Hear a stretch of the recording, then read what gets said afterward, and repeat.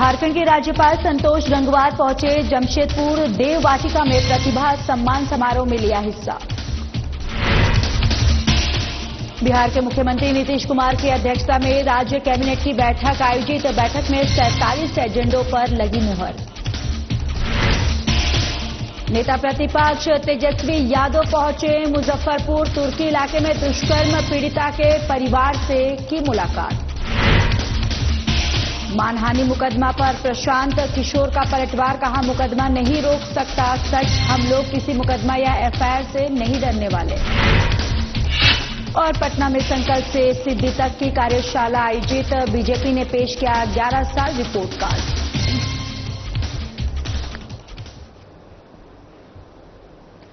नमस्कार, बहुत स्वागत है आप सभी का। मैं हूं आपके साथ ज्योति यादव। झारखंड के राज्यपाल संतोष गंगवार जमशेदपुर पहुंचे, जहां वे बहरागोड़ा बाजार में स्थित देव वाटिका में आयोजित प्रतिभा सम्मान समारोह में मुख्य अतिथि के रूप में शामिल हुए हैं। कार्यक्रम में वरिष्ठ अतिथि के रूप में जमशेदपुर लोकसभा क्षेत्र के सांसद विद्युत वरण महतो भी शामिल थे। इसके पूर्व राज्यपाल संतोष गंगवार का स्वागत बीजेपी के पूर्व प्रदेश अध्यक्ष डॉक्टर दिनेशानंद गोस्वामी ने पुष्प गुच्छ भेंट कर किया। तो वहीं कार्यक्रम के दौरान क्षेत्र के प्रतिभाशाली विद्यार्थियों और व्यक्तित्वों को प्रशिक्षित पत्र और लैपटॉप बैग देकर सम्मानित किया गया। मौके पर राज्यपाल ने छात्रों के उज्जवल भविष्य की कामना की।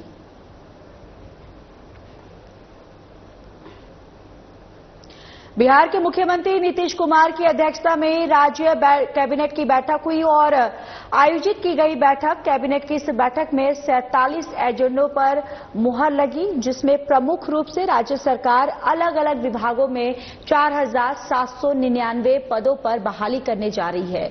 इस संबंध में मंत्रिमंडल सचिवालय के अपर मुख्य सचिव डॉक्टर एस सिद्धार्थ ने सूचना भवन के सभागार में आयोजित प्रेस वार्ता में एजेंडों के संबंध में जानकारी दी है। बाल विकास निगम अंतर्गत 390 पदों का सृजन होगा। बिहार लोक सेवा आयोग के अधीन आशुलिपि के 15 पदों का सृजन होगा। बिहार सहकारी सोसाइटी अधिनियम जीविका का याद होगा पिछली बार की जीविका के लिए बैंक एक खोला जाने का प्रस्ताव है। अब इसमें इसी सोसाइटी के अंतर्गत 653 पदों का सृजन होगा। लोक स्वास्थ्य अभियंत्रण विभाग के सुदृढ़ीकरण विस्तार एवं स्थापना हेतु अलग से 5 नए प्रशाखाओं का सृजन किया गया है और अवर सचिव का 1 पद, प्रशाखा पदाधिकारी 5 पद, सहायक प्रशाखा पदाधिकारी 22, कुल 28 पदों का सृजन किया गया है। शिक्षा विभाग में जो कॉर्पोरेशन है, जो शिक्षा बिहार राज्य शैक्षणिक आधारभूत संरचना विकास निगम लिमिटेड, जो पूरे राज्य में स्कूलों का निर्माण करता है, बिल्डिंग्स का, कॉलेजेस का निर्माण करता है, उसी में अब हम लोगों ने 818 पद सृजित किए हैं और बिहार शिक्षा परियोजना परिषद में 63 पद हम लोगों ने सृजन किए हैं। बिहार सरकार में नेता प्रतिपक्ष तेजस्वी यादव मुजफ्फरपुर पहुंचे, जहां वे तुर्की इलाके में 11 वर्षीय दुष्कर्म पीड़िता के परिवार से मुलाकात की, जहां उन्होंने बिहार सरकार पर निशाना साधते हुए कहा कि प्रदेश में स्वास्थ्य और कानून व्यवस्था पूरी तरह से चरमरा गई है। नीतीश सरकार विफल हो चुकी है, घटनाएं होती हैं लेकिन ठोस कार्रवाई नहीं होती और साथ ही पीड़ित परिवार को न्याय दिलाने की मांग की। हम एक बात स्पष्ट करें, सरकार को चिंता बिहार और बिहार के लोगों की अगर चिंता होती तो ऐसी अव्यवस्था सीएमसी में घटना हो जाने के बाद कमेटी बना दीजिएगा। कितना कमेटी बना? आप बार बार यही घटना हो रही है। लगातार जो है स्वास्थ्य व्यवस्था जो है चरमरा गई है। लॉ एंड ऑर्डर जो है वो पूरी तरीके से जो है क्रिमिनल डिसऑर्डर हो चुका है। सब लोग जानते हैं। ये लोग कोई भी दावा करें, कम से कम मंगल पांडे को आकर के आप पीड़ित से सुनना चाहिए, जानना चाहिए कि क्या हुआ है। जनसुराज के सूत्रधार प्रशांत किशोर ने अशोक चौधरी द्वारा मानहानि का मुकदमा किए जाने पर पलटवार किया। उन्होंने कहा कि हम लोग किसी मुकदमा या एफआईआर से डरने वाले नहीं हैं, जो सच है उसे जरूर कहेंगे। हमको मानहानि और मुकदमा और एफआईआर से डराने वाला यहाँ कोई अभी पैदा हुआ नहीं है। जिनका आप नाम ले रहे हैं, जितनी बार चाहे उतनी बार मानहानि कर दे, जाके FIR कर ले। ये लोग सरकार में बैठे हुए आपको प्रशांत किशोर किससे डरने वाला दिखता है? हम कोई बालू माफिया हैं? हम शराब का धंधा करते हैं, किसी सरकारी पद पर हैं, डंके की चोट पर 3 बरस से बिहार में अभियान चला रहे हैं और आपके सामने अभी आए हैं। देख लीजिए, एक हवलदार भी हमारे साथ नहीं है। जिस बिहार में मुखिया बनने के बाद लोग 4 को गनमैन लेकर घूमता है सुरक्षा के नाम पर, उसी बिहार में 3 बरस से पैदल चल रहे हैं और आज तक एक सिपाही भी नहीं लिया हमने और हमको एक कुत्ता भी नहीं काटा। हम किसी से डरने वाले हैं? गांधी मैदान से इसी सरकार ने हमको गिरफ्तार करने के लिए रात के अंधेरे में उठा लिया। 20 थाने के लोग मिलकर हमको अरेस्ट करने गए, कोर्ट में लेकर गया। क्या हुआ? उसी दिन डर के मारे छोड़ भी दिया। जब हमने गलती नहीं की है, कोई बिहार में खड़ा होकर नहीं कह सकता है कि प्रशांत किशोर ने 1 रुपया भी किसी से लिया हो। कोई नहीं कह सकता है कि हमने कुछ गलत किया हो। कोई नहीं कह सकता है कि हम जाकर किसी को गाली गलौज कर रहे हैं। हम सही बात आप बता रहे हैं। हमने बीपीएससी के बारे में कहा कि बीपीएससी से नौकरी बेची जा रही है, कहा वो लोग भी मानहानि का मुकदमा कर देंगे, नोटिस भेजा, कर दो मानहानि का, कर हिम्मत हुआ करने का। कौन नहीं जानता है कि यहां सरकारी नौकरी बिकती है? ये कहने पर मानहानि का मुकदमा होने लगे। बीजेपी प्रदेश कार्यालय के अटल बिहारी सभागार में मोदी सरकार के 11 साल संकल्प से सिद्धि तक को लेकर एक कार्यशाला आयोजित की गई है, जिसकी अध्यक्षता बीजेपी के प्रदेश अध्यक्ष डॉक्टर दिलीप जायसवाल ने किया। इस कार्यशाला में प्रदेश की नई टीम सहित जिलाध्यक्ष, जिला प्रभारी, जिला संयोजक, जिला सह संयोजक सहित 350 प्रतिनिधियों ने भाग लिया। प्रधानमंत्री जी के नेतृत्व में एनडीए सरकार का 11 वर्ष पूरा होने जा रहा है और इस 11 वर्ष के शासनकाल में प्रधानमंत्री नरेंद्र मोदी जी ने 25 करोड़ भारत की जनता को गरीबी रेखा से ऊपर लाने का काम किया है और इसके लिए विभिन्न योजनाएं चलाए गए। घर घर तक भारतीय जनता पार्टी और एनडीए के कार्यकर्ता जाकर मतदाता का हालचाल लेंगे और 70 प्लस यानी 70 वर्ष से ऊपर के उम्र का लोगों को आयुष्मान कार्ड भी बनवाने का काम करेंगे। तो इस तरह करके इस जो सरकार के किए अच्छे काम।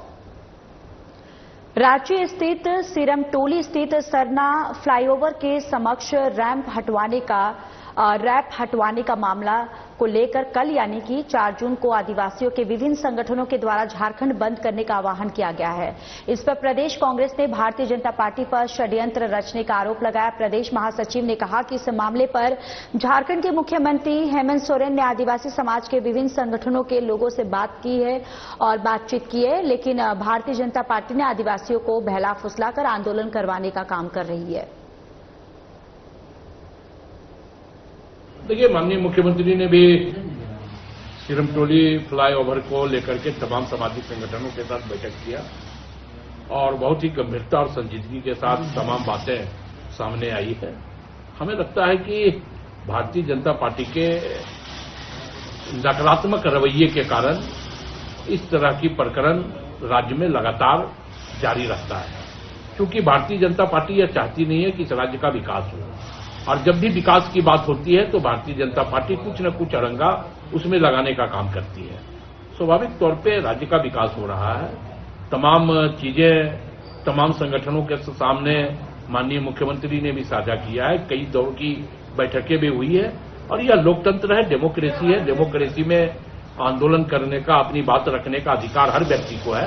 संविधान बोकारो के पूर्व बीजेपी विधायक बिरिंची नारायण ने वर्तमान कांग्रेस विधायक श्वेता सिंह के द्वारा 2 पैन कार्ड, 4 वोटर कार्ड और 2 आवास का किराया जमा नहीं करने और हल्फनामे में इसकी सूचना छुपाने के मामले में इलेक्शन कमीशन और राज्यपाल को पत्र सौंपा था।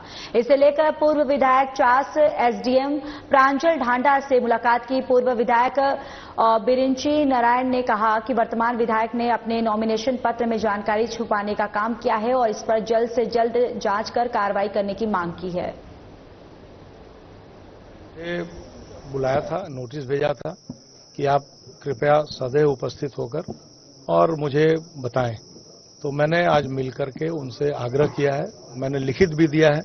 चारों जो आईडी हैं, वोटर आईडी हैं, उनका जिक्र बाकायदा लिख कर दिया है, जिसमें एक बिहार का था। और मैंने ये भी उनको बताया है कि जिस समय चुनाव हो रहे थे उस समय झारखंड के चुनाव, उस समय ये सारे के सारे आईडी जीवित थे। तो ये जांच का विषय अभी हाल में मैं 24 के बाद देख रहा हूं कि 2 आईडी डिलीट भी करा दिए गए हैं। मैंने ये भी कहा कि भाई 24 के बाद आखिर आईडी क्यों डिलीट कराया गया, किन परिस्थितियों में डिलीट हुआ, ये भी जांच का विषय है। तो सवाल उठता है कि जिस समय आप नॉमिनेशन कर रही थी या जब ये खबर आ गई अखबारों में विभिन्न प्रेस मीडिया के माध्यम से, तो कहीं उसके बाद तो डिलीट नहीं हुई, और डिलीट हुई तो क्यों हुई, किस कारण से हुई, ये भी जांच का विषय है। साथ ही मैंने आग्रह किया है कि ये सीधे सीधे ऑफिस ऑफ प्रॉफिट का मामला बनता है, क्योंकि जब हम इलेक्शन कमीशन में हलफनामा डालते हैं, जब शपथ पत्र भरते हैं नॉमिनेशन के दरमियान, तो उसमें लिखते हैं कि हमारा कोई ड्यूज नहीं है, कोई भी बकाया हमारा नहीं है, हम नो ड्यूज सर्टिफिकेट लगाते हैं। लेकिन मैंने एसडीएम मैडम को बताया कि 2 क्वार्टर, पहला 562D सेक्टर 3D और दूसरा सेक्टर 3 में ही 873 नंबर का क्वार्टर, दोनों में नो ड्यूज इन्होंने नहीं समर्पित किया है। देश में कोरोना संक्रमण के मामले तेजी से बढ़ रहे हैं। झारखंड में भी कोरोना पॉजिटिव मरीजों की संख्या बढ़ने के कगार पर है। राज्य में कोरोना संक्रमण बढ़ने की संभावनाओं के बीच सरकारी स्तर पर सभी तरह की जरूरी तैयारियां और दवाएं किए जा रहे। मौके पर सदर अस्पताल के उपाधीक्षक डॉक्टर बिमलेश सिंह ने कहा कि जिस तरह से कोरोना सुगबुगाहट शुरू कर दी है, तो सदर अस्पताल अपनी तैयारी बेहतर तरीके से करे। अस्पताल 20 बेड का व्यवस्था भी किया है और इस तरह का मामला सामने आने के बाद अस्पताल पूरी तरह से तैयार है। हालांकि कि हमारे झारखंड में एक ही 2 केस सामने में आया है, लेकिन जहां तक तैयारी का सवाल है सदर अस्पताल का, सदर अस्पताल पूर्णतः तैयारी अपना किए हुए है। आइसोलेशन वार्ड में करीब हम लोग 20 बेड की व्यवस्था किए हैं, जो कि ओनली फॉर कोविड है। और जहां तक ऑक्सीजन की व्यवस्था है सप्लाई का, पूर्णतः हम लोग सही है। जांच की व्यवस्था पूरी है। अभी हम लोग जांच कोविड का एंटीजन टेस्ट से कर रहे हैं, लेकिन कंफर्मेशन हम लोग करने की व्यवस्था रिम्स में भेज के करा हैं। लेकिन हमको लगता है कि हम लोग 1 सप्ताह के अंदर अपने यहाँ भी हम कोविड आरटीपीसीआर का इन्वेस्टिगेशन शुरू करेंगे। नहीं, अभी तक सदर अस्पताल में कोई भी मरीज कोविड का सामने में नहीं है। बोकारो स्वास्थ्य विभाग ने लोगों को तंबाकू सेवन नहीं करने को लेकर बाइक जागरूकता रैली निकाली है, जिसे बोकारो के सिविल सर्जन डॉक्टर अभय भूषण प्रसाद ने हरी झंडी दिखाकर रवाना किया। साथ ही खुद भी इस बाइक रैली में शामिल होकर लोगों को संदेश देने का काम किया। इस बाइक रैली में काफी संख्या में स्वास्थ्य विभाग कर्मी, चिकित्सा और आम लोग शामिल हुए। इस दौरान सिविल सर्जन डॉक्टर अभय भूषण प्रसाद ने कहा कि तंबाकू का सेवन हमारे सेहत के लिए हानिकारक है, जिसे लेकर इस बाइक रैली के माध्यम से लोगों को जागरूक करने का काम किया गया है। ने भी बताया कि ये विश्व तंबाकू दिवस के उपलक्ष्य में ये रैली निकाला गया। इसका मेन पर्पस है कि लोग जागरूक हों टोबैको प्रोडक्ट किसी भी तरह का, चाहे धुआं के रूप में हो, च्यूइंग के रूप में हो, या कोई और भी रूप से अगर लेते हैं, किसी भी तरह से समाज, व्यक्ति और देश के लिए हानिकारक ही है, फायदेमंद किसी भी लेवल से नहीं है। हम आप लोगों के माध्यम से अपील करना चाहेंगे कि नशा इसी वक्त से अभी जिनके भी पॉकेट में खैनी, गुटखा, पान सब है, तो अभी यहीं पर हमने सामने त्याग करते हैं और आज से शपथ लें, स्ट्रांग डिटर्मिनेशन लें। हजारीबाग की साक्षी शगुन ने IIT जी एडवांस 2025 में ऑल इंडिया 787वीं रैंक हासिल कर जिले का नाम रोशन किया है और अपनी मेहनत, लगन और आत्मविश्वास के बल पर साक्षी जिले की टॉपर बनी है। प्रारंभिक शिक्षा हजारीबाग से प्राप्त कर उन्होंने कोचिंग से तैयारी की। साक्षी ने अपनी सफलता का श्रेय माता पिता और शिक्षकों को दिया है। उन्होंने कहा कि नियमित अध्ययन, सही मार्गदर्शन और आत्मविश्वास उनकी सफलता की कुंजी रही है। साक्षी कंप्यूटर साइंस में इंजीनियरिंग कर देश के लिए कुछ बड़ा करना चाहती है। उनकी उपलब्धि पर परिवार, शिक्षाविद और जिले में हर्ष और गौरव का माहौल है। अपने टीचर्स को और अपने पेरेंट्स को और अपने दादा दादी को। घर वालों को कैसे सपोर्ट रहता था पढ़ाई के दौरान? मम्मी पापा बहुत सपोर्ट करते थे। मतलब अगर हमको कभी सुबह जागना होता था तो मम्मी भी साथ में मेरी जगती थी, और अगर लेट तक पढ़ना होता था तो पापा साथ में जगते थे। पढ़ाई को कैसे मेंटेन करते थे? घर के काम के साथ घर में काम भी करते थे। कैसे, मतलब पूरा काम, मतलब आपका रूटीन क्या था? मेरा था कि कोचिंग आए, पढ़े, मतलब जितना देर क्लास हुआ वो किए, फिर कोचिंग में ही रह के सेल्फ स्टडी करते थे 6 से 7 घंटा, और फिर जितना डाउट हुआ वो कोचिंग में जाके पूछ लिए। फिर घर जाके वापस कभी मन किया तो केमिस्ट्री रीड करते थे, नहीं तो फिर नहीं पढ़ते थे। फिर बहरागोड़ा लैपिस में 400 किसानों के जमा और 24,64,497 रुपये नहीं मिलने से किसान परेशान है। इसे लेकर झारखंड लोकतांत्रिक क्रांतिकारी मोर्चा के जिला महासचिव दिनेश महतो ने अनियमितता का आरोप लगाते हुए डीसी और सरकार से उचित कार्रवाई की मांग की है। तो वहीं इस मामले में जिला सहकारिता पदाधिकारी आशा टोपो ने कहा कि इस बाबत 2 बार विभागीय पत्र लिखा जा चुका है और अब फिर तीसरी बार पत्र भेजा जाएगा। क्या मामला क्या है?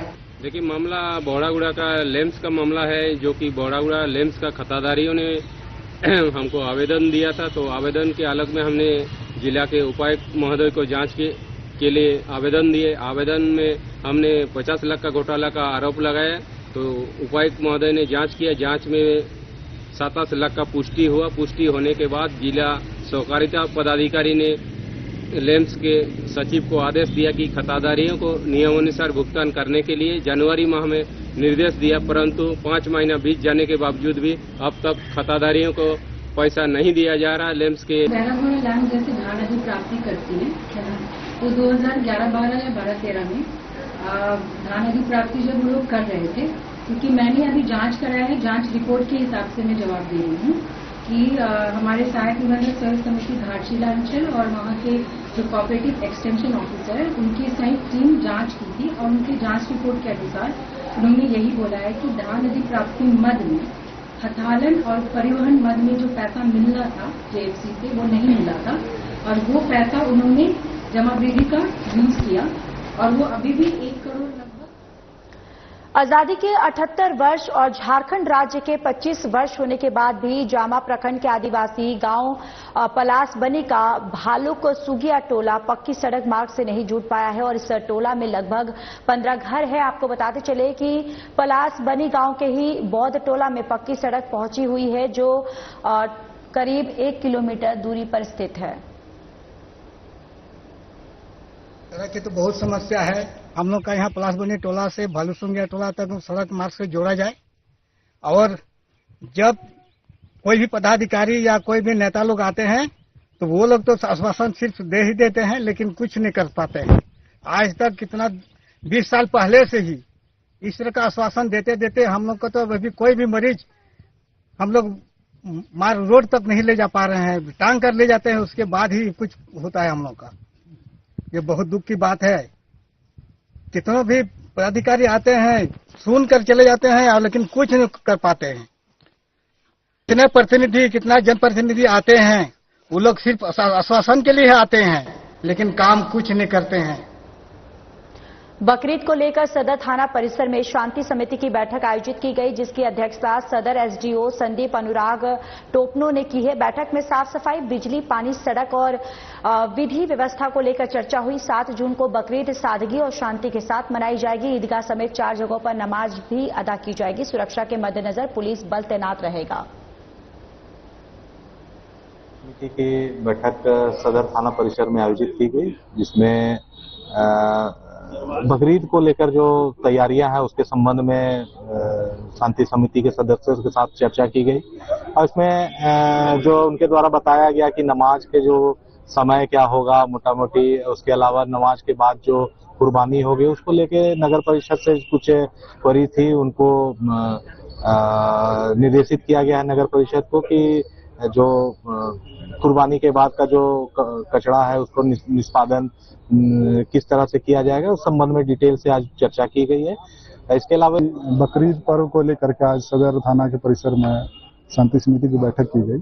इसमें शांति समिति के सदस्यों द्वारा जो भी पर्व को लेकर के जो भी तैयारी है उस विषय में चर्चा की गई और इसमें जो भी बिंदु उन लोगों के द्वारा इंगित किए गए हैं बिजली, पानी, साफ सफाई को लेकर के, उसमें संबंधित विभाग को निर्देशित कर दिया गया है और खास करके इस पर्व के अवसर पर वेस्ट निस्तारण का जो समस्या रहता है उसके संबंध में विस्तार पूर्वक चर्चा की। हजारीबाग के अनंदा महाविद्यालय में नामांकन प्रक्रिया में अनियमितता और फीस वृद्धि को लेकर छात्रों में आक्रोश देखा गया। छात्रों का आरोप है कि स्पोर्ट्स कोटा समेत कई मामलों में उन्हें नामांकन से वंचित किया जा रहा है, जबकि आर्थिक स्थिति कमजोर होने पर आधा नामांकन देने का विकल्प होते हुए भी उसे लागू नहीं किया जा रहा है और साथ ही फीस में बढ़ोतरी को लेकर भी नाराजगी है। तो वहीं कॉलेज प्रशासन का कहना है कि नामांकन प्रक्रिया नियमों के तहत हो रही है और शिकायतों के समाधान का प्रयास जारी है। कॉलेज में दिन पे दिन बच्चा लोग के साथ भविष्य के साथ खेला जा रहा है। बच्चा स्पोर्ट्स कोटा में स्टेट लेवल का खेला हुआ बच्चा को 1% के लिए यहाँ से कॉलेज से घुमा दिया जाता है। कोई बच्चा को हाफ पेमेंट के लिए आता है तो वो बच्चा को भी कॉलेज से भगा दिया जाता है। 4 दिन 5 दिन बच्चा लोग को कंटिन्यू दौड़ना पड़ता है। अगर ये बच्चा पैरवी लेके आएगा तब ये कॉलेज में एडमिशन हो पाएगा, वरना एडमिशन नहीं हो पाएगा। दूसरा बात है, यहाँ पे प्रत्येक साल फी वृद्धि 2-2, 3-3 हजार किया जा रहा है और अगर बच्चा लोग अपना डिमांड को लेकर यहाँ कुछ भी करता है तो पुलिस प्रशासन को बुला के बच्चा लोग को डराया जाता है, धमकाया जाता है, बच्चा लोग को फेल करने का धमकी दिया जाता है। यहाँ का टीचर लोग का कहना है अगर मेरे पास ट्यूशन नहीं पढ़ेगा तो तुमको फेल कर दिया जाएगा और इसी तरह से हर बच्चा के भविष्य के साथ यहाँ हर लोग खेल रहे हैं। आज क्या हुआ? बच्चों का जो मांग है, छात्र नेता हैं लोग कुछ कॉलेज में जो आए दिन परेशानी पैदा करते हैं। किस तरीके से परेशानी पैदा करते हैं? जबकि हम हमेशा उपलब्ध हैं, प्रिंसिपल रहें या न रहें, हर एक समस्या को सुनने के लिए। हाँ, आर्थिक समस्या हमारे से पड़े हैं, इसलिए उस पर हम निर्णय नहीं ले पाते हैं। बाकी जितनी समस्याएं हैं, अब इन लोगों का डिमांड है कि आप प्रिंसिपल चैम्बर में बैठिए। आखिर हमारा ड्यूटी अपने डिपार्टमेंट में भी है, लेकिन और यहाँ पर स्टाफ को जानकारी है, जो आते हैं बच्चे वहाँ पर कोई समस्या को लेकर के तो उनको रीडायरेक्ट कर दिया जाता है कि कॉमर्स डिपार्टमेंट में चले जाओ, वहाँ सर बैठे हुए हैं और हर एक की समस्या को हम आसानी से सुलझाते हैं और सॉल्व करने का भर सकते हैं।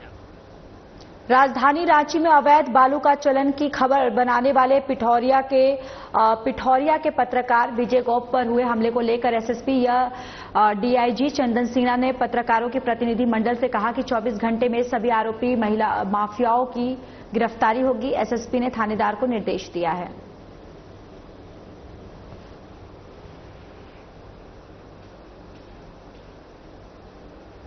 साहेबगंज स्थित मिर्जा चौकी थाना क्षेत्र के दामिन भीटा मौजा स्थित जय माता दी स्टोन वर्क की पत्थर खदान में बीती रात अज्ञात अपराधियों ने 2 पॉकलेन और 2 हाइवा को आग के हवाले कर दिया और इस आग लगने में चारों वाहन जलकर पूरी तरह से राख हो गया। घटना ब्लॉक नंबर 13, 27, 51 और 54 में हुई है। बताया गया है कि रात करीब 12 बजे से 10 से 15 की संख्या में नकाबपोश अपराधी जो है वो खदान में घुसे। उन्होंने पत्थर खदान के गार्ड को कब्जे में लिया और इसके बाद 2 पोकलेन और 2 हाइवा को आग की चपेट में डाला। कुछ दिन पहले की घटना है, 2-3 दिन बीत गई। हमारे मिर्जाचौकी क्षेत्र का पहाड़ में पोकलेन को जलाया गया और कुछ दिन पहले ललबटिया में गोली फायरिंग बदमाशों के द्वारा किया गया। उस हादसे को मैं भारी निंदा करता हूं। तो साथ ही साथ सभी व्यापारियों को और हमारे सभी क्षेत्रवासियों को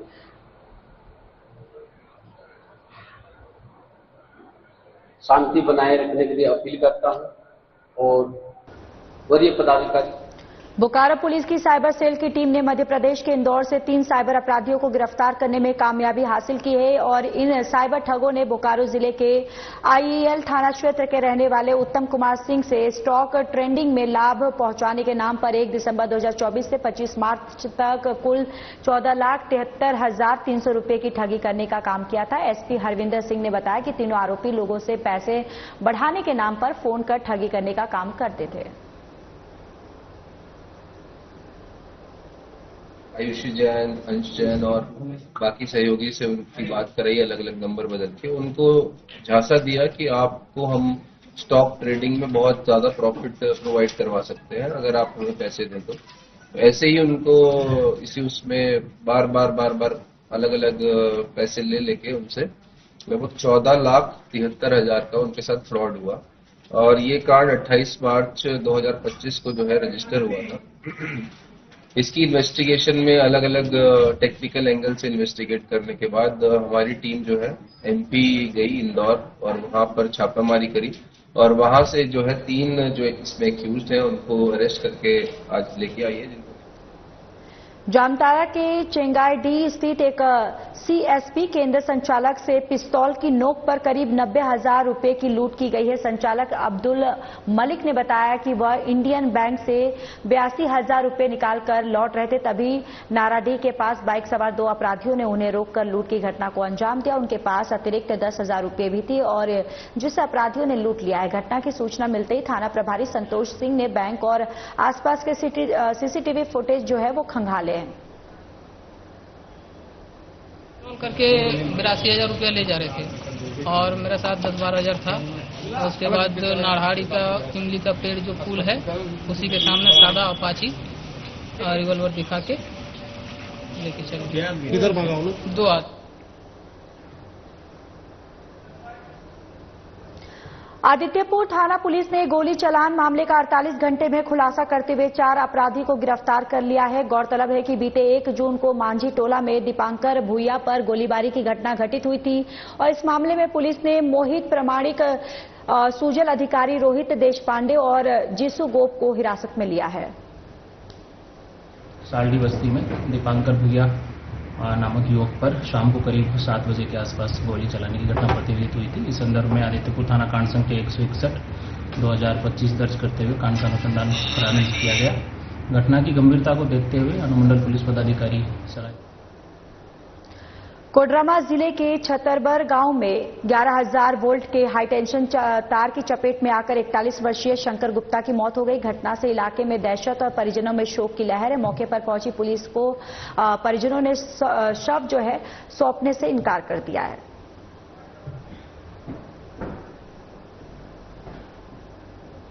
चलिए इस बुलेटिन में इतना ही। नमस्कार।